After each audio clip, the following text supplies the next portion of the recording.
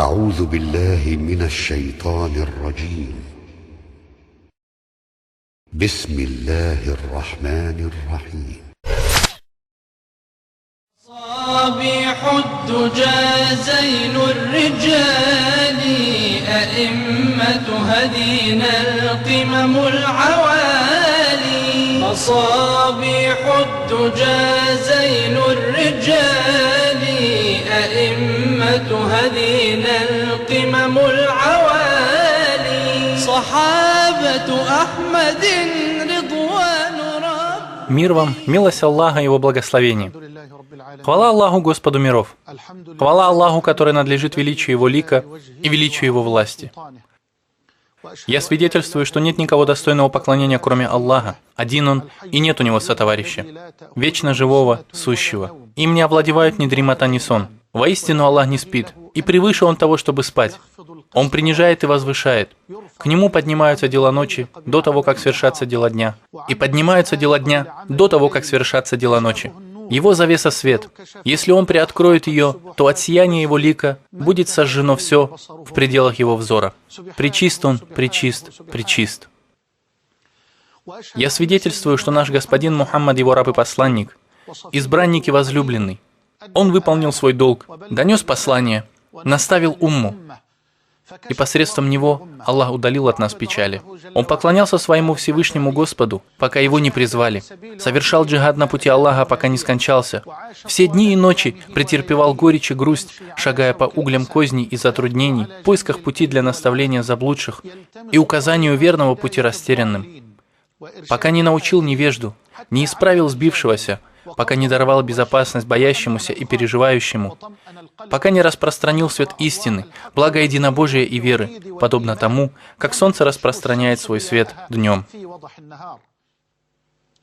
О Аллах, благослови и приветствуй Его семью, Его сподвижников, тех, кого Он любил, Его последователей и всех тех, кто последовал за Его руководством и поступал согласно Его сунне и шел по Его стопам, вплоть до самого судного дня. А затем... Да приветствует вас Аллах, мои дорогие братья и уважаемые сестры. Пусть у вас все будет хорошо. Пусть вы займете хорошее место в раю. Я прошу Всевышнего Аллаха, который собрал нас здесь, в этот благословенный вечер, на передаче имамы прямого пути и светочи во мраке тьмы, в этот благословенный час, перед экраном благословенного канала Ар-Рахма, на повиновении Аллаху. Я прошу Аллаха, чтобы Он также собрал нас вместе с нашим пророком, высшей степени рая.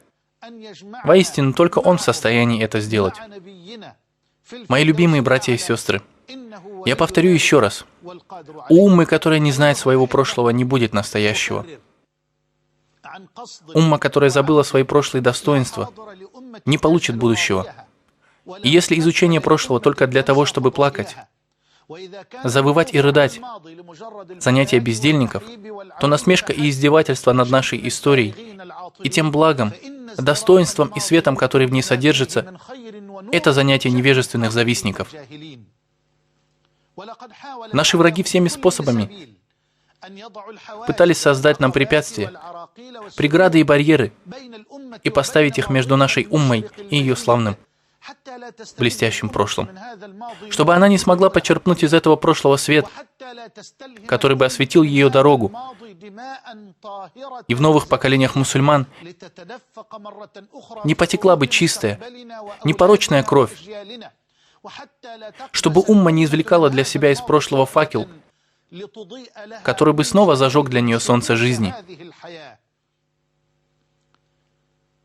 В то время, когда все народы Земли гордятся своей историей, гордятся своими сыновьями, героями, община, которая более других достойна гордиться своей историей, по свидетельству Аллаха, могущественного и прощающего, это умма нашего избранного пророка, о которой Всевышний сказал так: «Вы являетесь лучшей из общин, появившейся на благо человечества, повелевая совершать одобряемое и удерживая от предосудительного и веруя в Аллаха». Наша умма, дорогие телезрители, лучшая не сама по себе, не по своему происхождению или расовой и национальной принадлежности. Нет, она лучшая из-за веры в Аллаха и Его посланника. И из-за того, что нашей умме выпала честь доносить это послание до людей всей земли. Господь миров сказал: «Мы отправили тебя только в качестве милости к мирам». На протяжении своей истории наша благословенная умма порождала мужчин и женщин, на чью благоухающую и прекрасную биографию история взирает с почтением, уважением и даже с изумлением. Мы не можем сказать точное число этих достойных и благородных мужчин и женщин, потому что их число подобно жизненному пульсу и дыханию времени. А дыхание времени и жизненный пульс сосчитать очень сложно. Легко можно сорвать цветок в безжизненной пустыне, однако сложно будет выбрать красивый цветок в большом саду, включающем в себя все виды цветов и все разновидности ароматов. Можно запросто увидеть на небе звезду, сверкающую невинно и чисто, но сложно будет сосчитать количество всех звезд на небе. Так пойдемте же, уважаемые братья и сестры, чтобы провести этот достойный вечер с одним из имамов и предводителей, с одним из светочей во мраке тьмы, с одним из наилучших, с одним из благочестивых, чистых и невинных людей. Пойдемте, пока есть время, чтобы внимательно посмотреть и послушать, а также проникнуться рассказом об этом кающемся человеке, поклоняющемся и набожном, много плачущим, покорным и смиренным. Да, это чистый и богобоязненный человек. Воистину, это невинный и богобоязненный, щедрый и стыдливый. Воистину, он щедрый и стыдливый. Воистину, это Зун-Нурейн, обладатель двух светов. Тот, кто совершил 2 хиджры, тот, кто за свою жизнь делал намаз сначала к одной кибле, а потом к другой. Воистину, это Зун-Нурейн, совершивший 2 хиджры, молившийся к 2 киблам. Это щедрый, мягкий, благородный, великодушный и любимый. Это обладатель благородства, щедрости и великодушия, благочестия и благодеяния. Это тот, кто собрал вместе свитки Корана. Воистину, это Усман ибн Аффан. Да будет доволен им Аллах. Внимательно послушай меня. Одолжи мне твое сердце и все твое существо в эту ночь, чтобы прожить вместе со мной и с этим стыдливым, богобоязненным человеком. Потому что лицемеры, люди, которые затаили злобу, преступники и скверные люди, читают вам только конец истории Усмана. Они обезобразили всю его историю, обвинили его в обмане и в введении в заблуждение. Хотя ошибка, какой бы она ни была, ни в коем случае не может свести на нет все достоинство, скрыть свет, стереть чистую душу. Это лицемерие. Это лицемерие, которое выворачивает истину наизнанку, и злоба, и котлы, которые закипают в груди.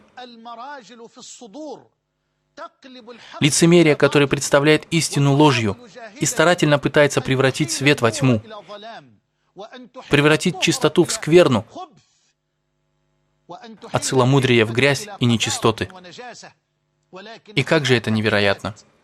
Что собой представляет свет одной звезды в сравнении с солнечным светом утром?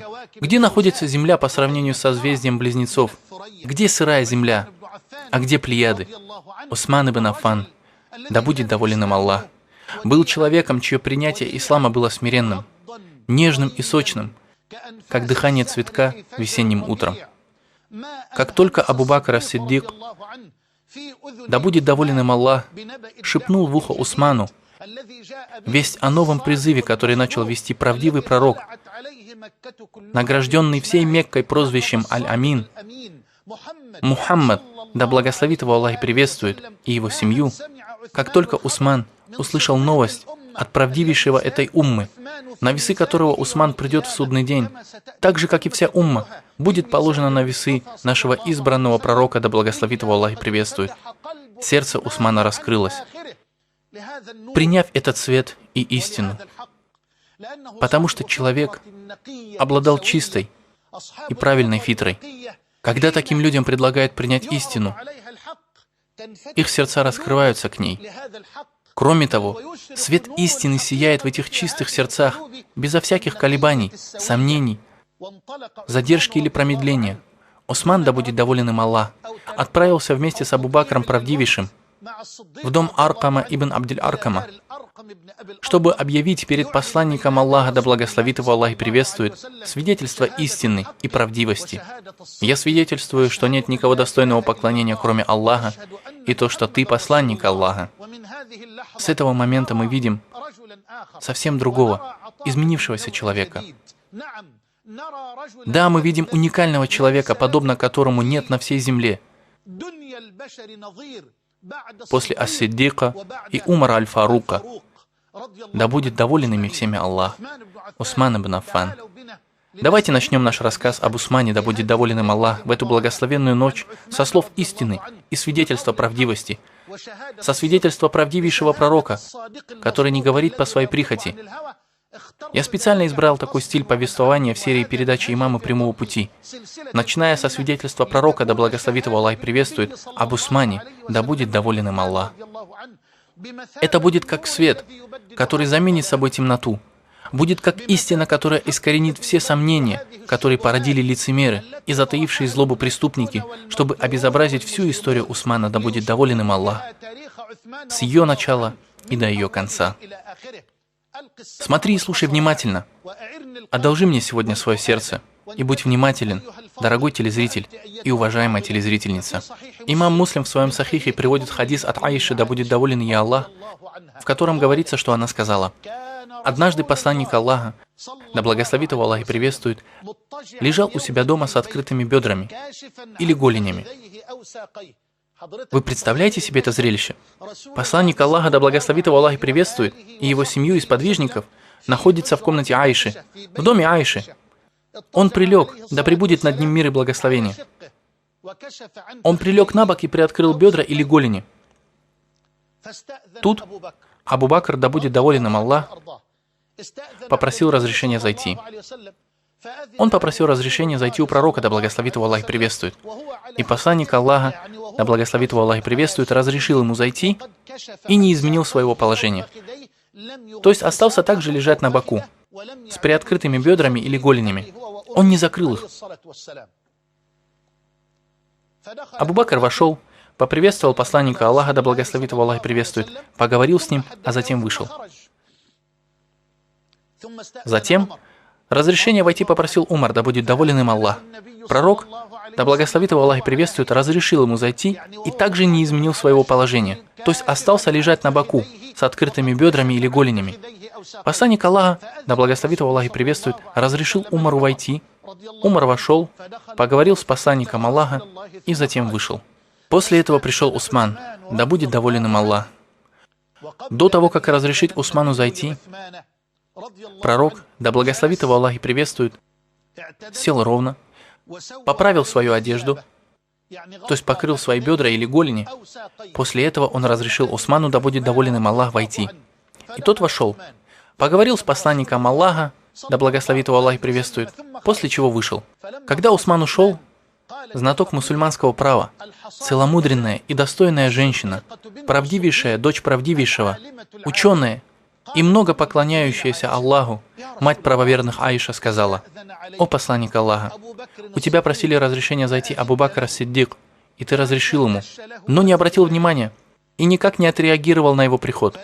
То есть ты не сел и не поправил свою одежду, не опустил ее вниз. Потом позволение зайти попросил Умар.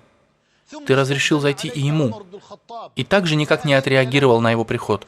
Когда же разрешение войти попросил Усман ибн Аффан, ты выпрямился и поправил свою одежду». Послушай, что сказал правдивый пророк, который не говорит по прихоти, а лишь по откровению. «Я заклинаю тебя Аллахом, чтобы ты поднялся вместе со мной сегодняшней ночью, потому что эти слова нуждаются в живых сердцах, особенно в то время, когда на Усмана, этого имама, величественного предводителя, покушаются ничтожные люди, когда они порочат этого чистого, богобоязненного, щедрого и стыдливого человека».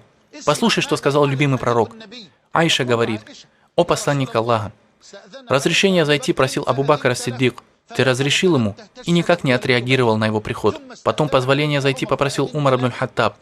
Ты разрешил зайти и ему, и также не отреагировал на его приход.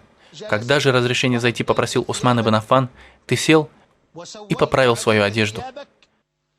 Пророк, да благословит его Аллах и приветствует, сказал: «О Аиша, как я могу не стесняться человека, которого стесняются ангелы?»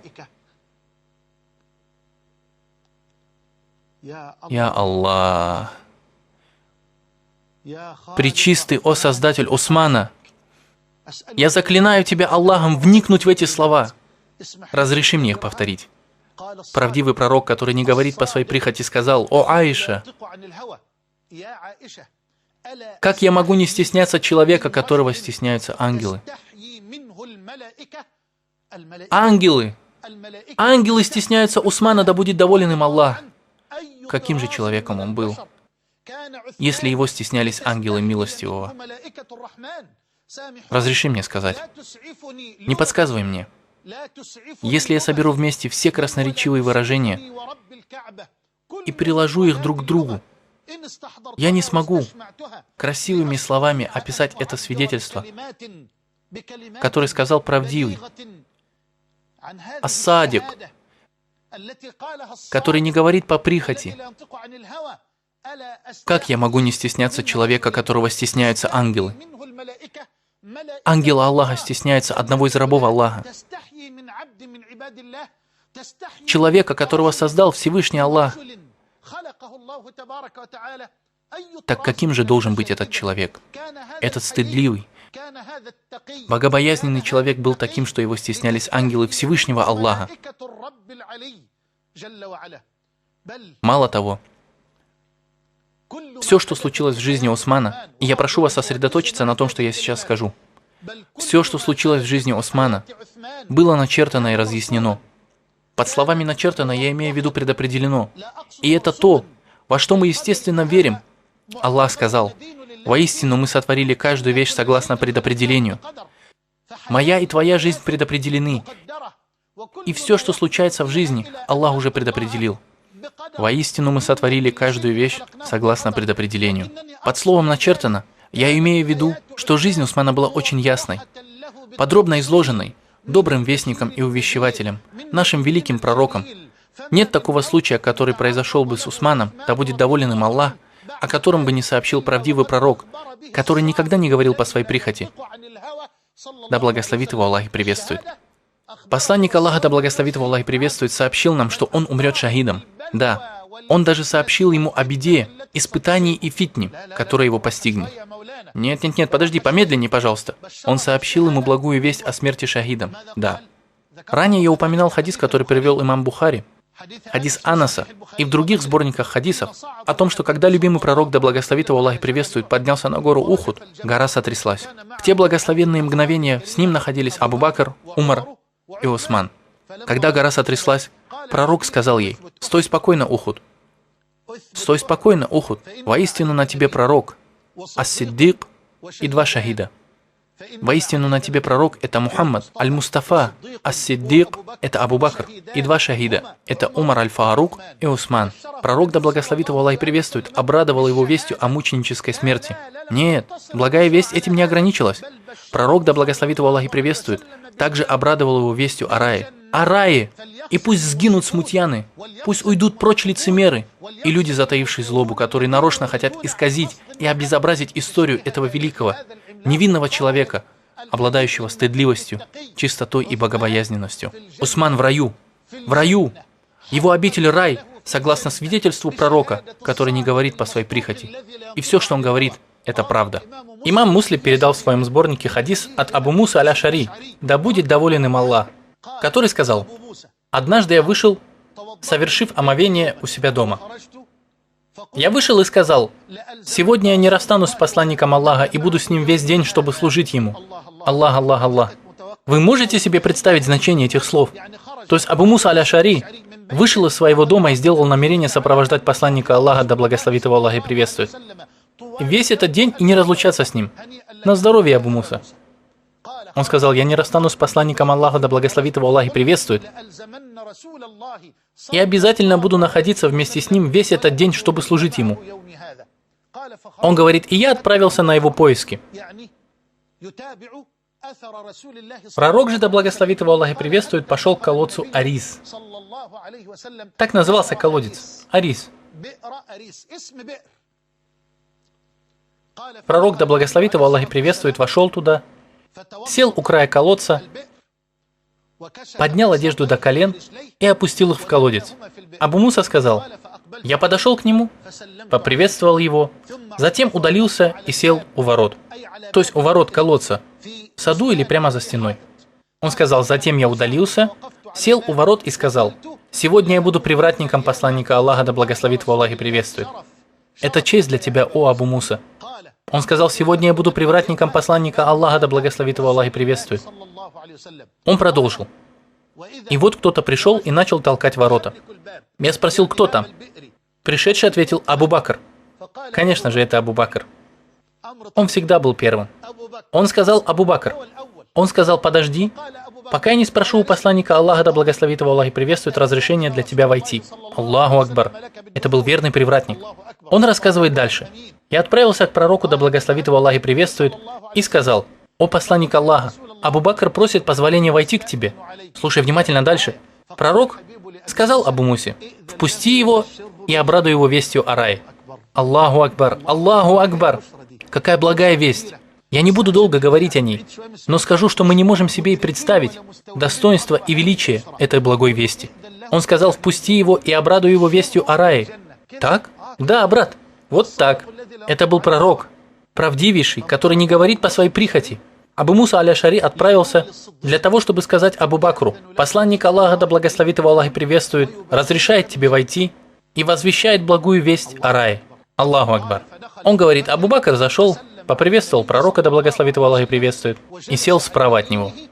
Потом обнажил ноги и опустил их в колодец, так, как это сделал посланник Аллаха. Он следовал за ним во всем, без философствования, без лишних слов. Он поднял свою одежду и опустил ноги в колодец, так, как это сделал Аль-Мустафа. Сел справа от посланника Аллаха, да благословит его Аллах и приветствует. Абу Муса Аль-Ашари, правдивый, верный, искренний и любящий брат. Он сказал: я оставил своего брата в то время, когда тот делал омовение. И продолжил: если Аллах желает такому-то блага, то Он приведет его сюда. Пришел бы ты сюда, о дорогой брат, чтобы тебя обрадовали такой вестью. Абу Муса сказал: если Аллах пожелает кому-то блага, то Он приведет его сюда. И вот кто-то снова толкнул дверь. Я спросил: кто там? Он ответил: Умар. Да, это был второй человек. Умар. Он сказал ему: подожди немного. А затем отправился к посланнику Аллаха, да благословит его Аллах и приветствует, и спросил для него разрешения войти. Пророк сказал Абу Мусе: разреши ему войти и обрадуй его вестью о рае. Так? Да, именно так. Разреши ему войти и обрадуй его вестью о рае. Аллаху Акбар. Вернувшись, Абу Муса сказал: «Посланник Аллаха, да благословит его Аллах и приветствует, разрешает тебе войти и возвещает тебе благую весть о рае». Умар ибн аль-Хаттаб вошел, поприветствовал пророка, да благословит его Аллах и приветствует, и его товарища. Затем сел слева от него, поднял свою одежду и опустил ноги в колодец. Он всегда делал так, как делали они, без лишних слов. Что же Абу Муса говорит дальше? Он говорит: если Аллах пожелает кому-то блага, то Он непременно приведет его сюда. Хорошо бы, если бы моего брата обрадовали бы такой же вестью. Если Аллах захочет такому-то добра, то Он приведет его сюда. И вот кто-то снова толкнул дверь. Я спросил, кто это? И человек ответил: Усман ибн Аффан. Я Аллах. Абу Бакр, Умар и Усман. Усман ибн Аффан, да будет доволен им Аллах. Я сказал ему: подожди чуть-чуть. О посланник Аллаха, Усман ибн Аффан просит разрешения зайти. Послушай внимательно, послушай, чтобы узнать, что дорога Усмана, да будет доволен им Всевышний Аллах, была разъяснена еще очень давно, за много лет до всех смут. Сейчас важно рассказать об этом подробно, потому что в конце передачи мне нужно будет к этому вернуться. Слушай внимательно. Пророк, да благословит его Аллах и приветствует, сказал: «Впусти его, обрадуй его вестью о рае и об испытании, которое его постигнет». Аллах, Аллах, Аллах. Да благословит Аллах правдивого пророка, который не говорит по своей прихоти, а только по откровению. Он сказал эти слова заранее, еще до того, как халифом станет Абу Бакр, а после него Умар. Да, брат, пророк не говорил от себя. Это всего лишь откровение, которое внушается ему. Разреши ему зайти, обрадуй его вестью о рае, вместе с испытанием, которое постигнет его. В другой же версии хадиса, не у имама Муслима, говорится, что Усман ибн Аффан ответил: «Мы потерпим, иншаллах». Клянусь Аллахом, он терпел. Его терпение сдержало бы даже горы. Ему был обещан рай, вместе с несчастьем и испытанием, которое его постигнет. Ему возвестили о том, что он умрет мученической смертью. То есть он обязательно должен будет пасть шахидом. Ведь пророк не говорит от себя. Усман, один из обитателей рая, он попадет в рай, как ему сообщил посланник Аллаха, да благословит его Аллах и приветствует. Да, уважаемые зрители, я не хочу говорить долго, потому что тема обширная и большая. Я буду перемещаться в разных направлениях, чтобы взять нектар сначала из одного цветка, потом из другого, в этом прекрасном саду Усмана. Да будет доволен им Всевышний Аллах. Пророк, да благословит его Аллах и приветствует, совершил переселение из Мекки в Медину после того, как Усман совершил переселение в Эфиопию. Усман переселился в Эфиопию 2 раза. Он совершил хиджру вместе с дочерью посланника Аллаха, да благословит его Аллах и приветствует, хотя являлся достойным и уважаемым в своем народе человеком. Он отправился в другую страну, спасая свою религию и акиду единобожия. Пусть Аллах будет доволен им. После этого пророк, да благословит его Аллах и приветствует, совершил переселение в пречистую Медину. Там пророк и его сподвижники подверглись новой беде, очень опасной беде. Да, она происходила во все века, во все времена. Я считаю, что в наши дни тоже есть такой кризис, и в последующие годы он также проявит себя. Это водный кризис. Кризис воды. У пророка, да благословит Аллах и приветствует его и его сподвижников, в Медине была острая нехватка пресной воды. В Медине не было пресной воды. Один алчный иудей владел колодцем с пресной водой. Этот колодец назывался Рума. Колодец Рума принадлежал жадному еврею. Он продавал воду мусульманам по самой дорогой цене. И сподвижники сильно страдали от этого кризиса. Они пожаловались пророку, да благословит его Аллах и приветствует, и он захотел найти кого-нибудь из сподвижников, чтобы тот купил колодец Рума, чтобы потом давать воду из него мусульманам. Пророк, да благословит его Аллах и приветствует, встал и сказал, как говорится в риваяте, который приводит имам Тирмизи с хорошим иснадом, от Абдурахмана ас-Сулями: «Да будет доволен им Аллах», о том, что посланник Аллаха, да благословит его Аллах и приветствует, сказал: «Кто хочет выкупить колодец Рума, чтобы удостоиться в раю более благословенного источника, чем этот, при условии, что все мусульмане будут иметь равные права на пользование этим колодцем».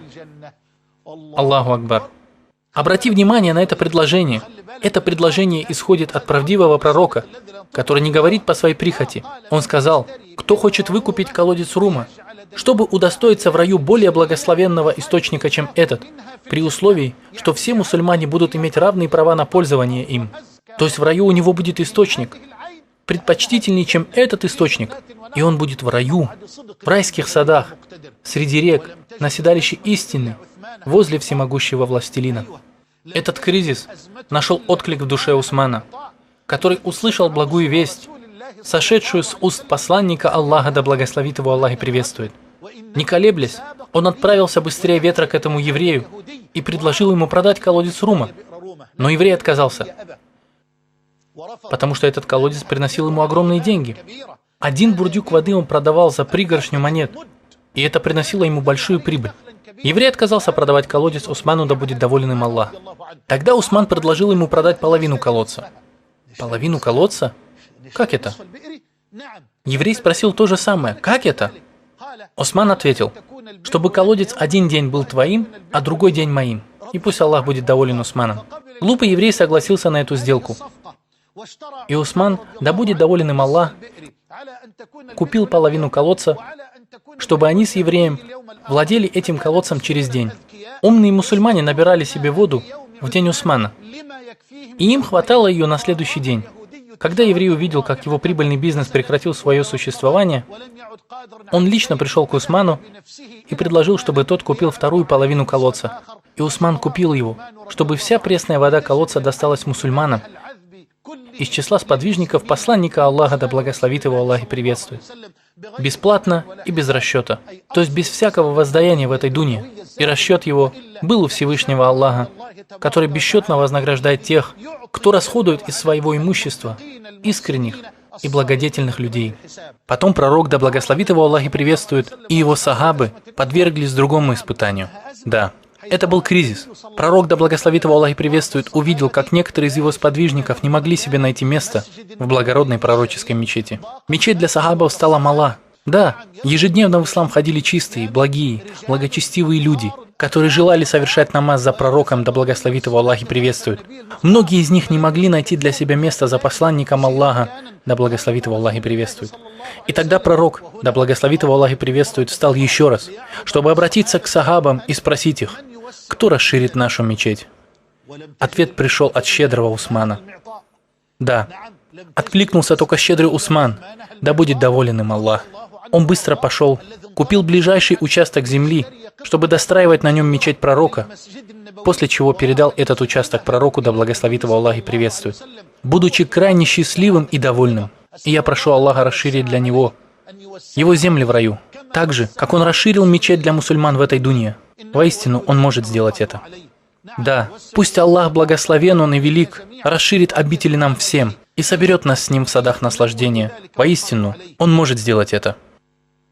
В 6-м году по хиджре, и я прошу меня простить за этот быстрый переход, в 6-м году по хиджре пророк, да благословит его Аллах и приветствует, решил сделать умру. Он решил посетить запретный дом Аллаха. Он вышел, чтобы совершить умру. Он на самом деле вышел с намерением совершить умру, вышел в одежде храма, из пречистой Медины в достопочтимую Мекку. Он вел с собой жертвенных животных, но многобожники из-за своего упрямства, фанатизма и гнева запретили пророку, да благословит его Аллах и приветствует, входить в Мекку. Они встали между посланником Аллаха и Каабой. Пророк, да благословит его Аллах и приветствует, остановился у границ Мекки, на подходах к городу, в месте, которое называется Аль-Худайбия. Курайшиты отправили послов, чтобы провести переговоры с посланником Аллаха, да благословит его Аллах и приветствует. К нему пришло несколько послов. И среди них был человек по имени Сугайль бин Амр, а также Урва ибн Мас'уд и другие. Они предлагали пророку, да благословит его Аллах и приветствует, заключить разные договора. И пророк, да благословит его Аллах и приветствует, заключил знаменитый Худайбийский договор, в котором ущемлялись права мусульман, и некоторые сподвижники не могли этого вынести. Умар не смог стерпеть это. Я рассказывал об этом, когда говорил об Абу Бакре, да будет доволен им Аллах. Умар спросил, почему мы даем слабину в нашей религии? Он написал это положение так.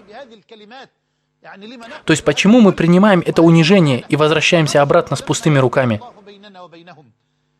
Итак, дорогие зрители, курайшиты отправили послов для переговоров с пророком, да благословит его Аллах и приветствует.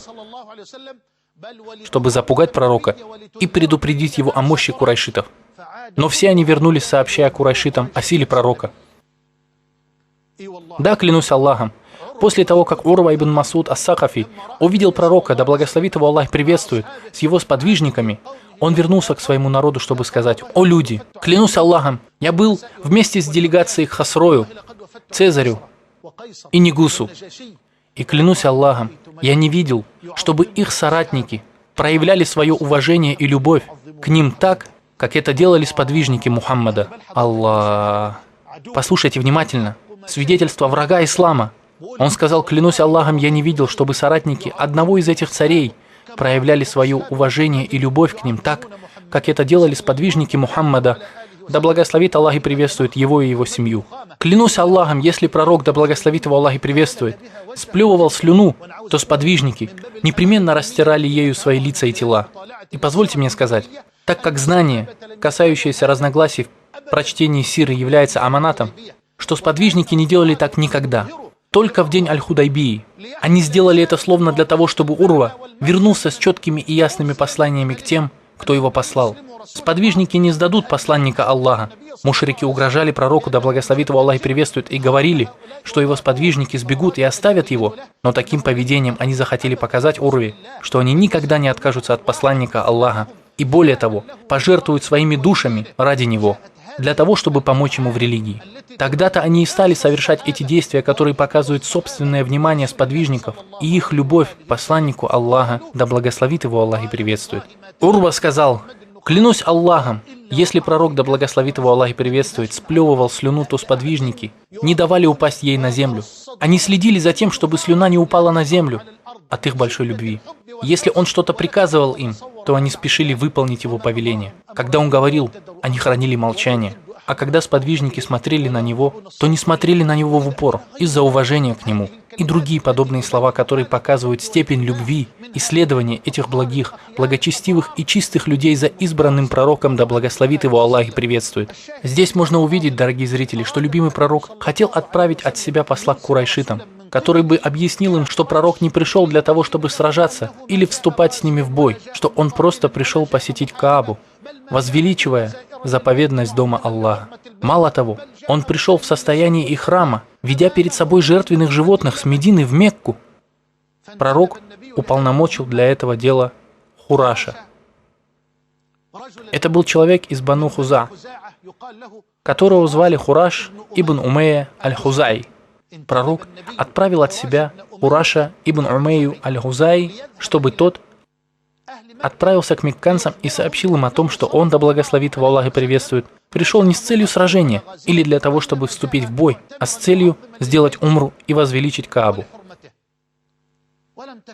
Как только курайшиты услышали новость о человеке, которого отправил пророк, да благословит его Аллах и приветствует,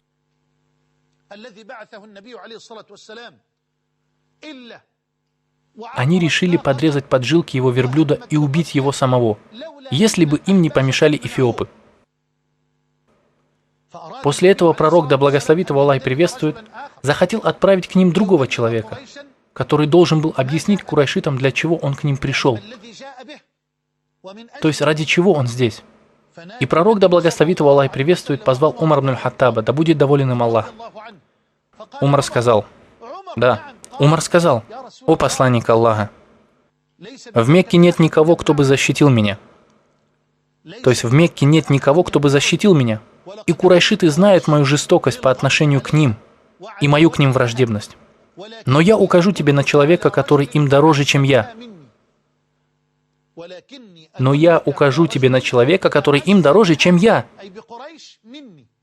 И как вы думаете, кто этот человек, которого выбрал Умар ибн аль-Хаттаб?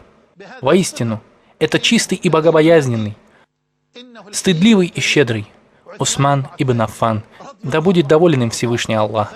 И пророк, да благословит его Аллах и приветствует, отправил к ним Усмана ибн Аффана.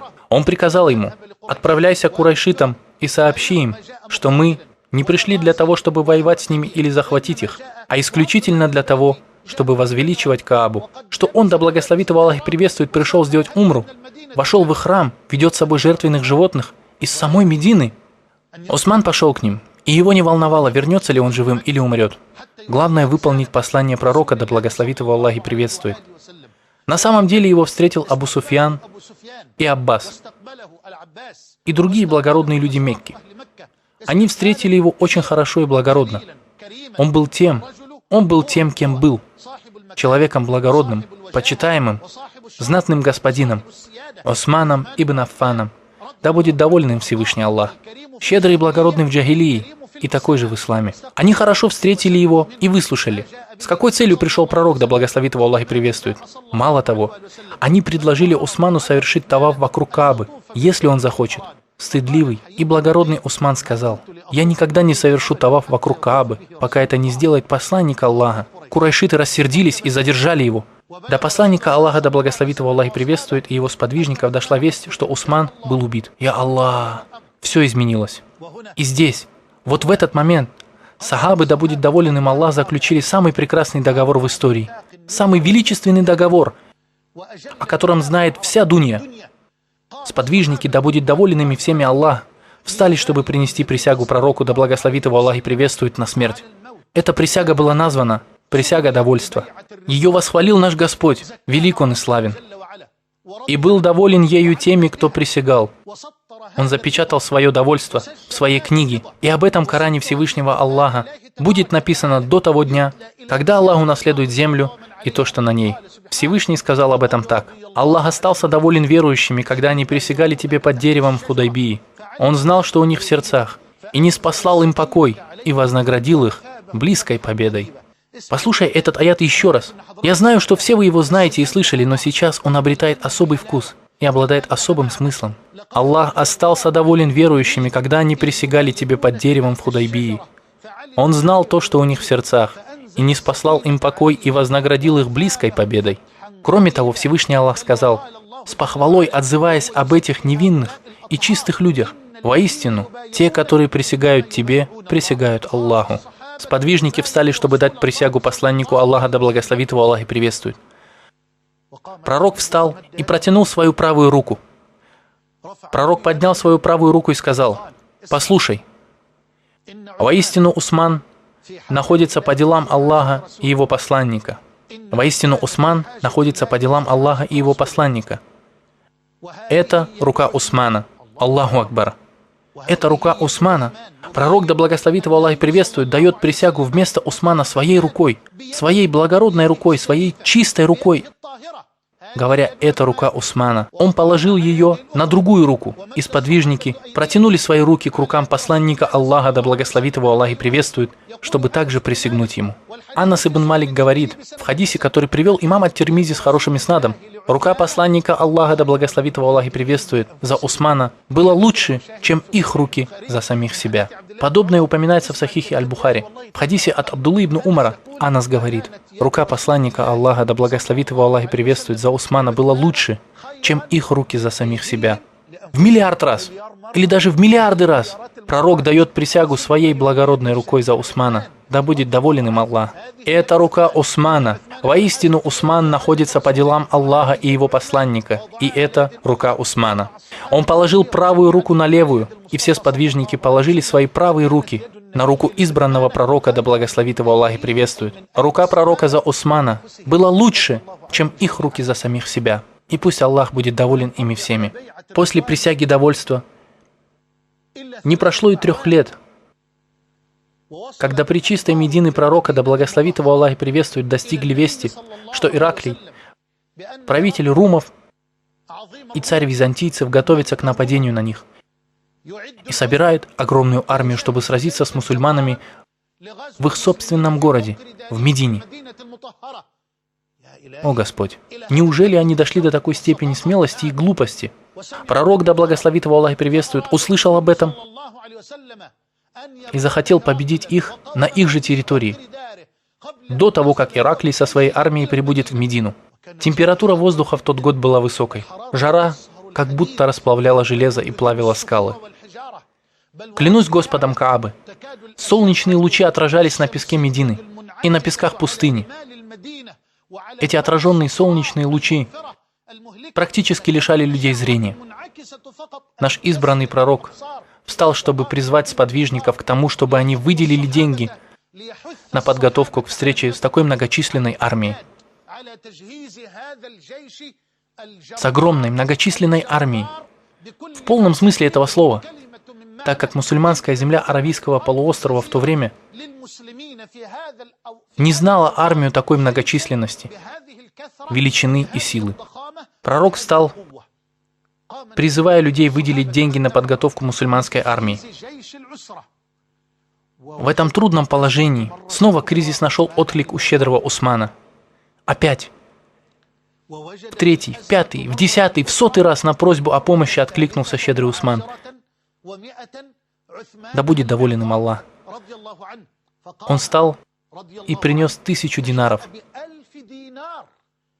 Обрати внимание, это очень большая сумма. Он принес 1000 золотых динаров. 1000 динаров он принес в своей одежде и положил их перед пророком, да благословит его Аллах и приветствует.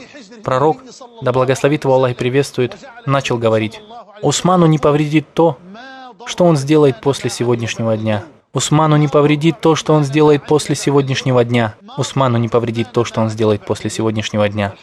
И этот хадис привел ат-Тирмизи и другие с хорошим иснадом. Усману не повредит то, что он сделает после сегодняшнего дня. В другой версии также, в Суннанах, ат-Тирмизи, и в иснаде этого хадиса есть неизвестный человек. Я говорю вам это из-за аманата знания. В иснаде этого хадиса есть Абу Тальха, и он неизвестен. Но Хафиз ибн Хаджар, да помилует его Аллах, сказал, что этот риваят подтверждает другие свидетельства, за счет которых хадис становится сильнее. Он усиливается хадисом Абдурахмана ибн Хаббаба, да будет доволен им Аллах, от его отца, который сказал: «Я видел посланника Аллаха, да благословит его Аллах и приветствует, на мимбаре, призывающим людей делать пожертвования на подготовку армии». Он сказал: «И встал Усман ибн Аффан, да будет доволен им Аллах, и сказал: «О посланник Аллаха, с меня 100 полностью подготовленных верблюдов. Бисмилля. Аллаху Акбар.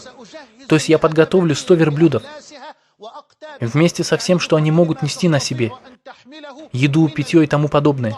С меня 100 верблюдов. С меня 100 подготовленных верблюдов».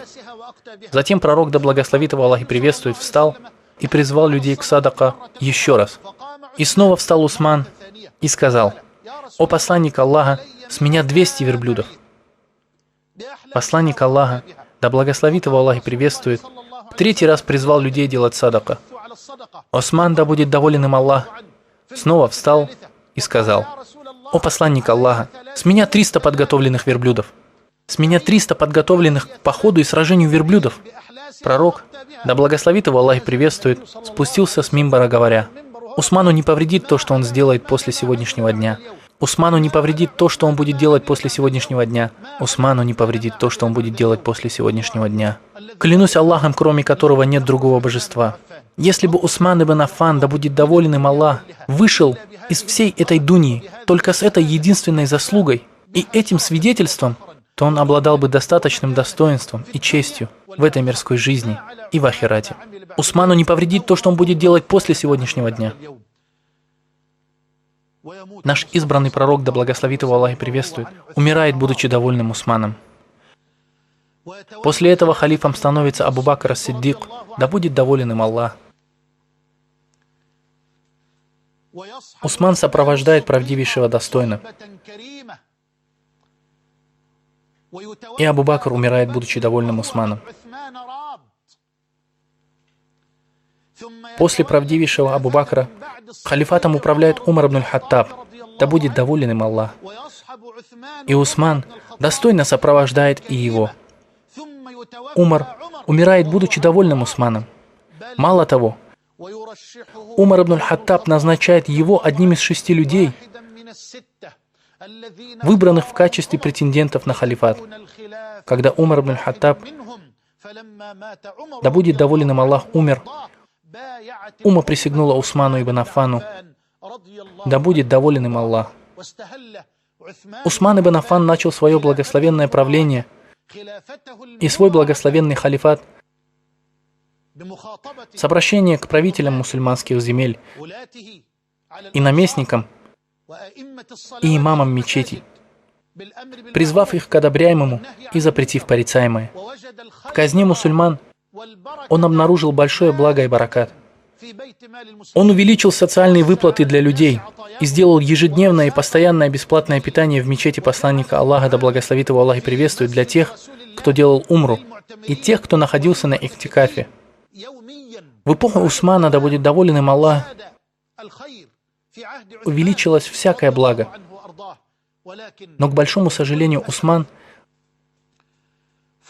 был застигнут врасплох огнем, внезапно вспыхнувшим и распространившимся с удивительной быстротой. Огнем слепой, глухой и немой фитны.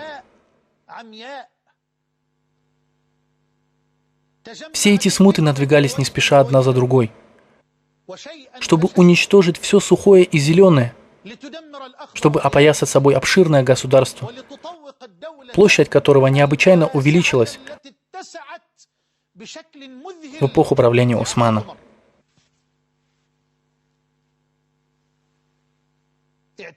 Византийцы напали своим морским флотом на Александрию и Палестину. Подняли жители Армении, Азербайджана и других мест. Преступники восстали везде. После того, как они узнали, что сильный и праведный халиф Умар ибн аль-Хаттаб был убит в своем логове, в сердце Медины, в исламском государстве возникла монархия. Тогда в столице халифата в Пречистой Медине они обрушились на мусульманское государство со всех сторон. Хотя враги ислама думали, что сильный халиф умер, а новый халиф, это 70-летний старик, Усман, да будет доволен им Аллах, восстал. Ему было 70 лет. Где Усман? Где Усман, а где был Умар? Какой была сила Усмана по сравнению с силой Умара? Эти люди были обмануты и решили, что государство стало слабым. И сейчас им предоставляется шанс, чтобы напасть, чтобы их гнусные души исторгнули то, что они скрывали все эти долгие годы на протяжении эпохи Умара. Ненависть, злобу и скверну. Но как же это было невероятно. Воистину, великие дела соответствуют великим людям. Воистину, великие дела соответствуют великим людям. Послушайте слова. 70-летний Усман встал, и внутри него словно жила молодость. Я повторю, 70-летний Усман, да будет доволен им Аллах, встал, а внутри него словно жила молодость. Да, он избрал командующих армиями, приказав блокировать огни смуты, погасить их на корню, и даже больше того. Он приказал продолжить исламские завоевания дальше, за пределами тех земель, где разгорелась фитна. И действительно, вы будете удивлены, уважаемые зрители, если я вам скажу, исламские завоевания расширялись, как ночь и день. Исламские завоевания в эпоху Усмана распространились и расширились. Да, мусульманские воины, сильные, отважные, достигли Судана, Эфиопии. Они достигли Судана в эпоху Усмана. Они достигли Эфиопии в период его правления. Мусульмане отправились на восток, пока не дошли до Индии и даже до Китая. Высокое знамя единобожия стало развиваться над Индией и Китаем, на юге Судана и Эфиопии. И все это в эпоху Усмана, да будет доволен им Аллах.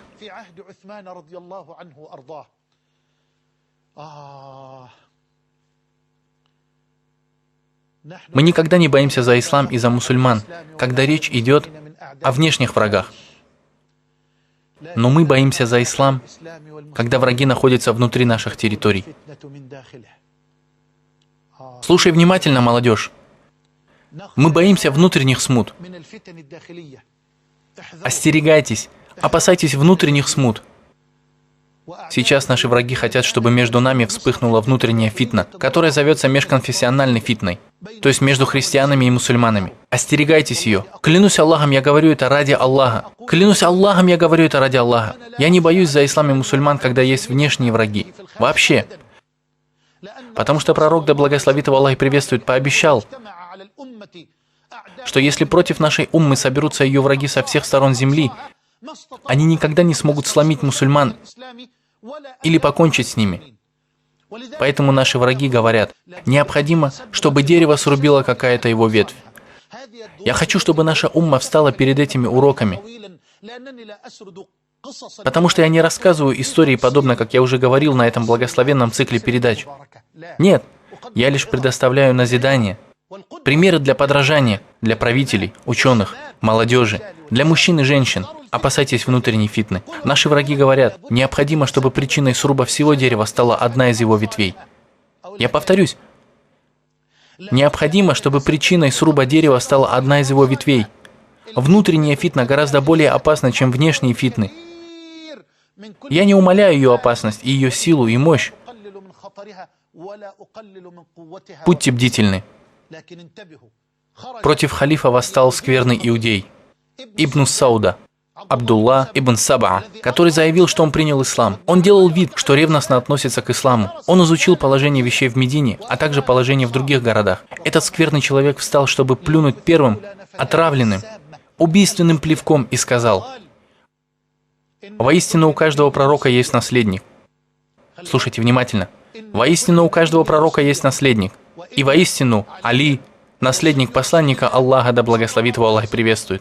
Воистину Усман принялся управлять делами этой уммы, забрав право у Али. Так восстаньте и верните право нашего товарища». Он нашел подобных себе подонков из числа безумцев, павших в фитну людей, людей с больными сердцами, которые поддались влиянию этого скверного предложения и присягнули Абдулле ибн Саба. Они делали вид, что призывают к одобряемому и запрещают порицаемое, чтобы людские сердца склонились к ним. Затем они говорили: «Теперь порицайте ваших правителей и скажите, что Али наследник посланника Аллаха, да благословит его Аллах и приветствует, и что Усман отнял право у Али. И еще скажите, что нам нужно вернуть право тому, кому оно принадлежит». Они присягнули на то, чтобы свергнуть Усмана, да будет доволен им Аллах, или убить его, и все они договорились, что придут в пророческую, пречистую Медину. Когда Усман ибн Аффан, да будет доволен им Аллах, услышал об этих мерзких лицемерах, которые затаили злобу, он отправил 2 людей из Бану Махзум, чтобы они подошли близко к ним и узнали об их планах. Эти 2 сообщали Усману, да будет доволен им Аллах, о том, для чего вышли эти люди. Они вышли для того, чтобы сместить его и убить. Когда они прибыли в Медину, Усман, да будет доволен им Аллах, захватил их, а сподвижники собрались в пророческой мечети. Усман восхвалил Аллаха и объяснил людям, для чего пришли эти люди. 2 людей из Бану Махзум встали и подтвердили то, что сказал повелитель правоверных Усман, да будет доволен им Аллах. Сподвижники все как один сказали: «Убей их, о повелитель правоверных». Воистину пророк, да благословит его Аллах и приветствует, сказал: «Если кто-то призовет власть к себе или к кому-нибудь, еще в то время, как у людей есть имам, то над ним прибудет проклятие Аллаха, и убейте его». Стыдливый и щедрый Усман сказал: «Мы объясним и простим, иншаллах. Накажем же только тех, кто приступил закон явно и показал куфр». Потом Усман спросил у них: «В чем вы обвиняете меня?» Они ответили: «Ты изменил сунну посланника Аллаха, да благословит его Аллах и приветствует, и сунну 2 его товарищей, когда прочитал намаз в Мине 4 раката, а не в 2. Усман, да будет доволен им Аллах, сказал: «Я вошел в город, где были мои люди, сделал свой иджтихад и прочитал намаз из 4 ракатов». В риваяте Ибн Джабира приводится, что один бедуин в сезон хаджа встал и сказал: «О повелитель правоверных, я всегда делал 2 раката, то есть во всех обязательных намазах, с тех пор, как увидел тебя в первый год, как ты делаешь намаз в 2 раката». У Аль-Байхаки приводится, что Усман ибн Аффан встал после того, как завершил намаз в 2 раката в Мине, обратился к людям и сказал: «Знайте, что сокращение намаза сунна вашего пророка и 2 его товарищей. Но я боюсь, что простые люди, то есть неграмотные бедуины, которые не поймут сунну и не будут следовать этой сунне». И это действительно случилось. Среди бедуинов были те, кто продолжали в течение целого года делать все намазы, состоящие из 4 ракатов, то есть Зухр, Аср и Иша, в 2 раката, потому что увидели, как Усман сократил намаз. Это был его иджтихад, потому что с ним не вступил в противоречие Абдулла ибн Мас'уд, который сказал: «Воистину все разногласие зло». Это иджтихад Усмана, да будет доволен им Аллах. Возможно, этот случай с бедуином стал причиной, по которой Усман ибн Аффан стал читать этот намаз в 4 раката вместо 2 в долине Мина. Его спросили: «Это правда?» Он ответил: «Да». Потом он спросил: «В чем же вы еще обвиняете меня?» Они ответили: «Ты увеличил заповедные зоны». Аллаху Акбар! Аллаху Акбар! Лжецы! Что значит увеличил заповедные зоны? значит, что у тебя стало много денег. Ты занимаешься взяточничеством и подкупом, будучи халифом. Захватил имущество мусульман. Как можно такое говорить про Усмана? Вы обвиняете его в денежных преступлениях. Вы обвиняете его в то время, как он был владельцем колодца Рума, подготовил армию Аль-Усра. И он тот, кто расширил мечеть пророка. Сейчас вы обвиняете его в финансовых преступлениях. Ты увеличил запретные зоны, где пасутся верблюды, относящиеся к садака. Усман ответил: арабы знают, что у меня было больше всех верблюдов и овец. Все это я потратил на пути Аллаха. Сейчас же у меня только 2 верблюда, на которых я езжу в хадж. И сподвижники подтвердили это. Какие еще претензии вы хотите предъявить? Они сказали: ты все раздаешь своим родственникам. Он ответил: что касается моей любви к моим родственникам, то в этой любви я не склоняюсь к несправедливости. То, что я им даю от себя. Клянусь Аллахом, я не делаю дозволенным что-то из имущества мусульман, ни себе, ни кому-либо из них. Что 4? Они сказали: Коран состоял из разных книг, а ты сделал одну. О невежды! Воистину Коран один был ниспослан от одного и единого, и было много свитков, и из них я собрал 1 мусхаф. Так ли это? Сподвижники подтвердили: да, о Аллах. Что 5? Ты дал Ибн Абиссарху то, на что не имел права. Усман ответил: я отдал ему 5-ю часть того, что Аллах дал нам в трофей. Когда солдатам это не понравилось, я отдал им это, хотя они не имели на это права. Так ли это? И люди сказали: да, Аллах свидетель. Так Усман, с помощью этих сияющих слов, что погасил огонь ненависти в сердцах этих людей. Но это было далеко не так. Эти люди не восстали для того, чтобы помочь Аллаху или религии Аллаха. Они вышли с сердцами, в которых кипела злоба и ненависть к Усману, да будет доволен им Аллах, к его праведному халифату и к умме единобожия. Они настояли на том, чтобы встретиться еще раз в Медине, чтобы сместить Усмана или убить его. И они собрались и окружили дом халифа, оставили его без воды. Если бы они оставили его так длительное время, то он бы умер, а ведь именно ему принадлежал колодец Рума, чья пресная вода продолжала течь на благо мусульман. Он купил тот колодец на свои деньги, да. Сподвижники, да будет доволен ими всеми Аллах, во главе которых был Али, Аль-Хасан, Хусейн, Абдулла ибн Умар, Абу Хурейра и другие, пытались защитить Усмана, да будет доволен им Аллах. Кто-то может спросить: а где были сподвижники? Это Усман, да будет доволен им Аллах, сам отказался от их помощи и того, чтобы они сразились с этими людьми, сказав: я не хочу встретиться с Аллахом, с каплей крови мусульманина. Когда Муавия ибн Абу Суфьян, его наместник в Шаме, предложил ему отправить к нему армию, чтобы защитить его от этих лицемеров, он сказал: я боюсь, что по дороге твою армию потеснят сподвижники посланника Аллаха. Муавия сказал: тогда они убьют тебя, о повелитель правоверных. Он ответил: достаточно мне Аллаха, и как прекрасен он в качестве покровителя. Почему бы и нет? Он не сказал им, что пророк, да благословит его Аллах и приветствует, сказал ему: о Усман, воистину ты пойдешь шахидом после моей смерти. Терпи, и пусть Аллах внушит тебе терпение. Ты должен терпеть. 2. Ты отказываешься от халифата? Нет. А то среди людей, скрывающих злобу, преступников, всегда и везде распространится то, что против имама, которым не нравится, можно восставать и свергать. Нет. Он придержал халифат за собой и пожертвовал своей жизнью ради уммы и халифата, чтобы халифат не стал игрушкой в людских руках. Пророк, да благословит его Аллах и приветствует, сказал ему: о Усман, возможно, Аллах наденет на тебя одежду халифата. Если лицемеры захотят снять ее с тебя, не снимай ее. В другой версии добавляется: пока они не снимут ее с тебя. Посланник Аллаха, да благословит его Аллах и приветствует, приказывает ему не отказываться от халифата, потому что эти люди имеют нечестные цели. Затем пророк, да благословит его Аллах и приветствует, сказал: о Усман, воистину ты будешь испытан после моей смерти, и не сражайся с ними. Это 3. Ты будешь испытан после моей смерти, но не сражайся с ними. Посланник Аллаха, да благословит его Аллах и приветствует, запретил ему сражаться, завещал терпеть, умирая шахидом, и также дал приказ не отказываться от халифата. Пусть Усман терпит. В назначенную ночь затаившие злобу преступники окружили дом Усмана. Я заявляю со всей уверенностью и громким голосом, что ни один из сподвижников, да пребудет над ними всеми довольство Аллаха, не был причастен к крови Усмана, да будет доволен им Аллах. Клянусь Аллахом, ни один из сподвижников посланника Аллаха не участвовал в убийстве Усмана. Аллах очистил их и оправдал их. И мы просим у Аллаха прощения за другие грехи. Да, в обещанную ночь Усман, да будет доволен им Аллах, спал и увидел во сне посланника Аллаха, да благословит его Аллах и приветствует. Как об этом говорится в хадисе, который привел имам Ахмад в своем муснаде с достоверным иснадом от Абдуллы ибн Умара, что Усман, да будет доволен им Аллах, сказал: «Сегодня ночью я видел посланника Аллаха, да благословит его Аллах и приветствует, Абу Бакра и Умара, которые сказали мне: потерпи, завтра ты разговляешься у нас». Аллаху Акбар! Аллаху Акбар! Потерпи, завтра ты разговляешься у нас, о Усман. Все, утром он встал. Он распахнул дверь своего дома. Он держал уразу в этот день. Завернулся в свою одежду, надел изар. Он был стыдливым и благородным. Он стеснялся того, чтобы его аурат увидели даже после смерти. Он открыл двери своего дома и ждал, чтобы уже сегодня он будет разговляться с избранным пророком и двумя его товарищами, Абу Бакром ас-Сиддиком и Умаром аль-Фаруком. Преступники, лицемеры, повстанцы, затаившие на него злобу, обрушились на него, накинулись и пронзили его кинжалом. Его ударил Аль-Гавки, откинув ногой священный Коран. Неужели эти люди, восставшие якобы ради Аллаха, пинают Коран своими ногами? Он откинул мусхаф своей ногой, и мусхаф облетел круг, чтобы еще раз обосноваться рядом с Усманом, чтобы на него упала кровь Усмана, смешиваясь с аятами Корана. Так же, как аяты Корана когда-то смешивались с кровью Усмана. Пусть Аллах будет доволен им. Благородная кровь течет.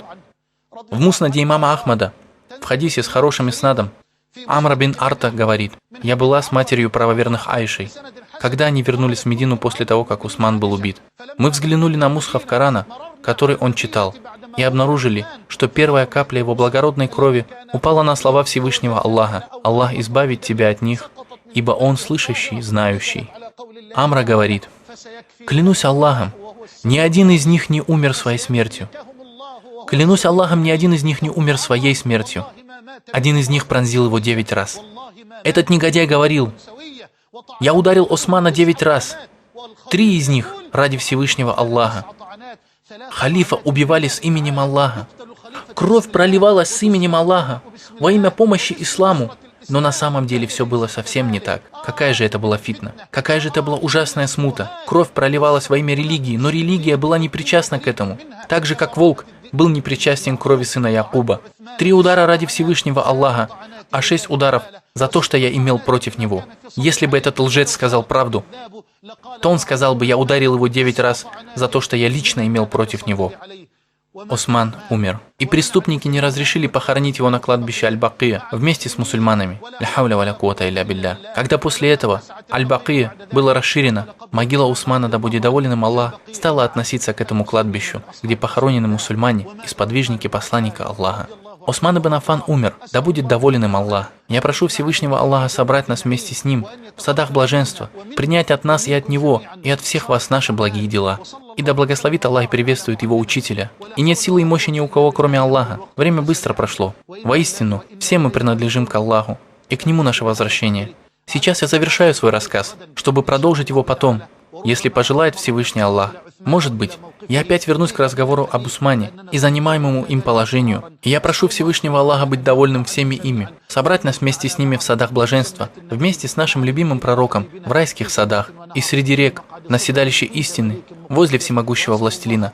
Я прошу Аллаха, чтобы люди восприняли назидание, и чтобы наша умма усвоила урок. Воистину, Аллах может это сделать. Я все сказал. Я прошу прощения у Аллаха для себя и для вас. И да благословит Аллах и приветствует нашего пророка Мухаммада, его семью и сподвижников. Мир вам, милость Аллаха и его благословение.